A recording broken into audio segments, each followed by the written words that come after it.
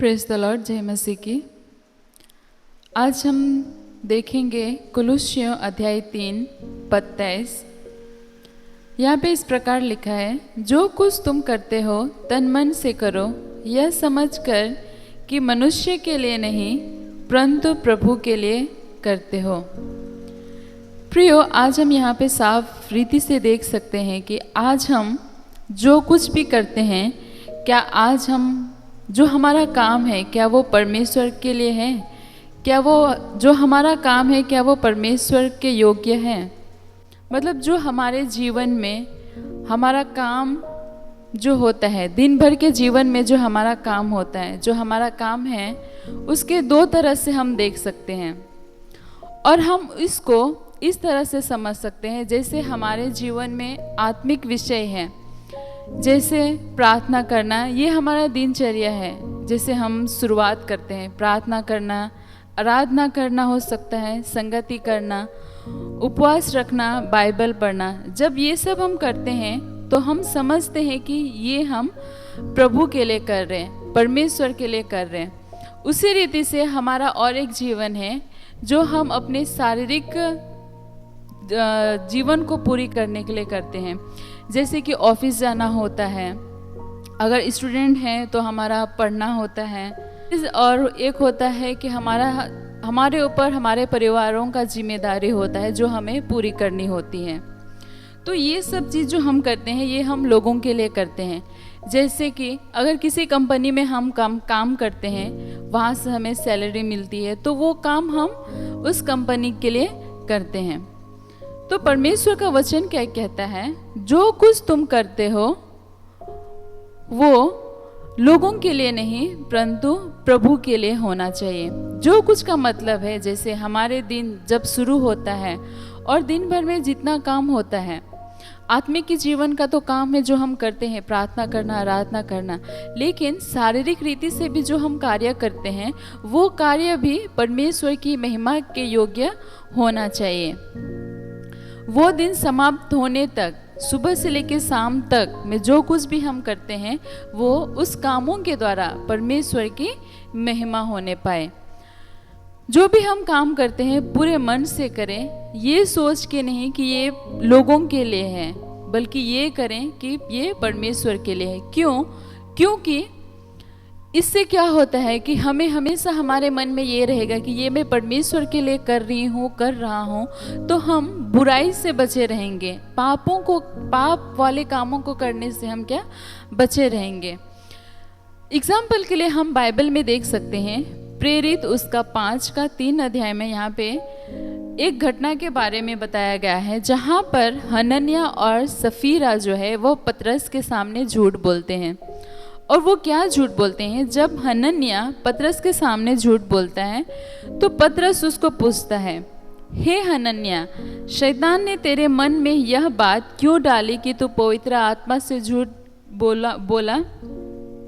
तो यहाँ पे हम देख सकते हैं हनन्याह जो है वो क्या करता है, वो पतरस से झूठ बोलता है। और हनन्याह को क्या लगता है कि उसने पतरस से झूठ बोला, लेकिन जब हम आगे देखेंगे पतरस का जवाब से हम समझ सकते हैं कि वो पतरस से नहीं बल्कि पवित्र आत्मा यानी कि प्रभु से झूठ बोलता है। तो प्रियो, कहने का मतलब ये है कि इंसान से झूठ बोलना मतलब प्रभु से झूठ बोलना। आज हम दिन भर में बहुत व्यस्त रहते हैं।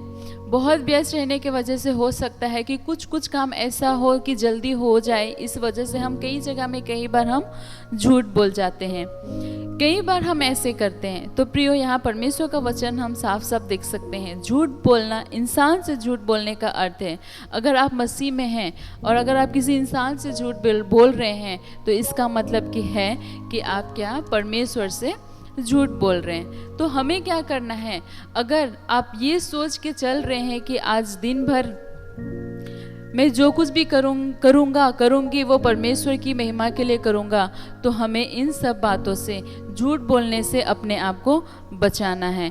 तभी पूरे दिन की सफलता को हम प्राप्त कर सकते हैं। पूरे दिन में तभी हम परमेश्वर की अपने कामों के द्वारा परमेश्वर की महिमा को हम कर सकते हैं। दूसरा एग्जाम्पल हम देख सकते हैं प्रेरित 9:4 में। यहाँ पे साउल, जिसको हम बाद में पौलुस के नाम से भी जानते हैं, साउल जो है वो दमिश्क की ओर बढ़ रहा था।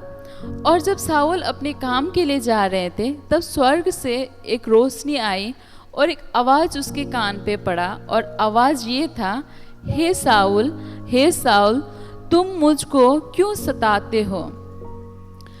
तो प्रभु का आवाज़ साउल के सामने ये आया कि साउल तुम मुझे क्यों सताता है। तो हम यहाँ सोच सकते हैं प्रियो, क्या साउल ने कभी परमेश्वर को सताया है? नहीं। यहाँ पे साउल जो है उसने क्या किया है, साउल एक ऐसे इंसान था जो मसीहों के खिलाफ कार्य करता था। मसीहों को अपने घर से, उनके घरों से घसीट कर उनको मार मार कर जेल में डालता था। साउल जो भी किया वो क्या है, मसीह के खिलाफ किया। तो लेकिन परमेश्वर का शब्द क्या था? परमेश्वर का शब्द ये था कि हे साउल तुम मुझे क्यों सताते हो। कहने का मतलब है, इस पद में हम यही समझ सकते हैं कि मसीहियों को सताना मतलब परमेश्वर को सताना, मसीह के खिलाफ जाना, मसीह लोगों के खिलाफ जाना, मसीह लोगों के खिलाफ कुछ करना मतलब परमेश्वर के खिलाफ कुछ करना होता है। इसीलिए यहाँ पे कहा है कि हे साउल तू मुझे क्यों सताता है, क्योंकि वो मसीही लोगों को सताता था। मसीह लोगों को सताना मतलब परमेश्वर को सताना। हमारे जीवन में भी अगर हम किसी के बारे में बुराई कर रहे हैं, परमेश्वर के सामने कर रहे हैं, तो हम परमेश्वर की बुराई कर रहे हैं। अगर मसीह लोगों के खिलाफ कुछ बोल रहे हैं तो हम उन लोगों के खिलाफ नहीं बल्कि परमेश्वर के खिलाफ बोल रहे हैं। तो इसका मतलब ये है कि आज हम दिनचर्या के जीवन में ना किसी के खिलाफ बोलना है, ना किसी से झूठ बोलना है। कुछ गलत अगर हम करते हैं वो सीधा हमारे जीवन में प्रभाव पड़ता है, परमेश्वर से हम दूर हो जाएंगे। कुछ गलत करते हैं तो हम परमेश्वर के खिलाफ कुछ गलत करते हैं। तो हमें ये नहीं समझना है कि जो कुछ हम करते हैं पूरे मन से करें, पूरी सच्चाई के साथ करें, और वो कार्य केवल और केवल मसीह के योग्य होना चाहिए, परमेश्वर के लिए होना चाहिए। तो प्रियो, आज का वचन यही था कि आज दिन भर में कुछ भी हम करते हैं तो वो सिर्फ और सिर्फ उन कामों के द्वारा, उठते बैठते खाते पीते हर बातचीत के द्वारा, हर कामों के द्वारा सिर्फ और सिर्फ परमेश्वर की महिमा होने पाए। इस छोटी सी वचन के द्वारा आपको और हम सभी को आशीष मिले। आमीन।